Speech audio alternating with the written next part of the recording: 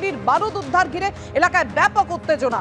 পূর্ব মেদিনীপুর জেলার এগরা 1 নম্বর ব্লকের খাদিকুলে প্রচুর পরিমাণে অবৈধ বারুদ উদ্ধার হয় এবং গ্রামবাসীরা বারুদ দেখতে পান। তারপর তারা এগরা থানায় গিয়ে খবর দেন। ঘটনাস্থলে এগরা থানার বিশাল পুলিশ বাহিনী এসে তারপর বারুদ বাজেয়াপ্ত করে। কথা বলবো, আমাদের সঙ্গে রয়েছেন আমাদের প্রতিনিধি ঋত্বিক প্রধান। ঋত্বিক, কি কারণে এত বারুদ মজুত করে রাখা হয়েছিল? দেখো, যেটা হচ্ছে যে খাদিকুলে ঠিক আজ থেকে 1 বছর আগে এমনই দিনে কিন্তু বিস্ফোরণ ঘটেছিল এবং তাতে বিস্ফোরণ যেমন হয়েছিল তাতে বেশ কয়েকজনের প্রাণ গেছে, তার থেকে উত্তেজনা ছড়িয়েছিল। তার বর্ষ ঘটতে না ঘটতে ঠিক আজকের দিনেই কিন্তু ফের খাদিকুলে ব্যাপক পরিমাণ এবং বোম তৈরির সরঞ্জাম সব বারুদ উদ্ধার হলো।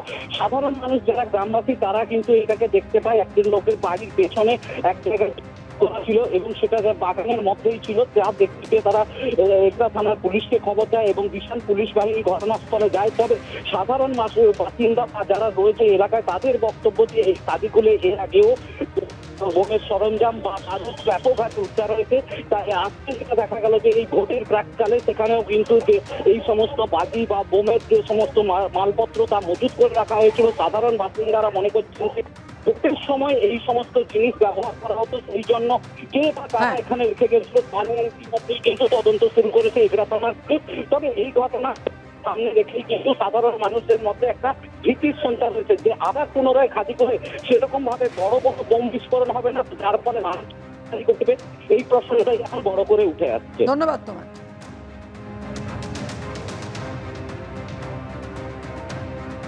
সিবিআই এর পর পূর্ব মেদিনীপুরে এনআইএ। কলকাতা হাইকোর্টের নির্দেশে ময়নায় বিজেপির বুথ সভাপতি খুনের মামলায় তৎপর এনআইএ। বিজেপি বুথ সভাপতি বিজয়কৃষ্ণ ভূঁইয়ার খুনের তদন্তে পূর্ব মেদিনীপুরে কেন্দ্রীয় তদন্তকারী দল। আর এই মামলায় 36 জনের নামে এফআইআর দায়ের হয়েছে। এফআইআর এ নাম থাকা অনেকেই তৃণমূল নেতা কর্মী। নিহত বিজয়কৃষ্ণ ভূঁইয়ার স্ত্রী লক্ষ্মীর অভিযোগপত্রে ষড়যন্ত্রকারী হিসেবে নাম ছিল তমলুকের তৃণমূল বিধায়ক সৌমেন মহাপাত্র।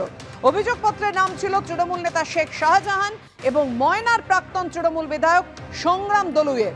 এনআইএ তদন্তে নেমে সেই সমস্ত অভিযোগ খতিয়ে দেখছে।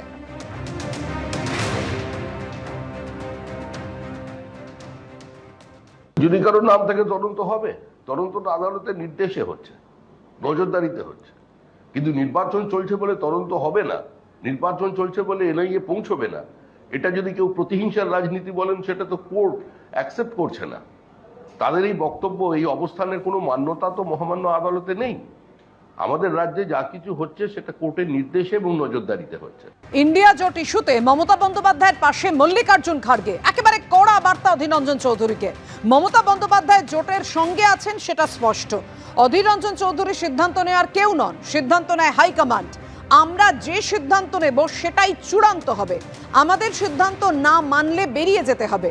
মুম্বাইয়ে ইন্ডিয়া জোটের সাংবাদিক বৈঠকে কড়া বার্তা দিলেন কংগ্রেস সভাপতি মল্লিকার্জুন খাড়গে।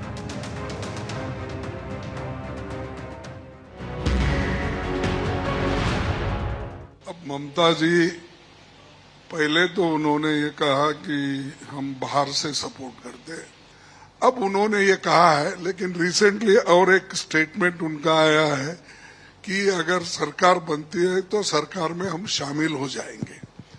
तो नेचुरली वो गठबंधन के साथ है, ये स्पष्ट है।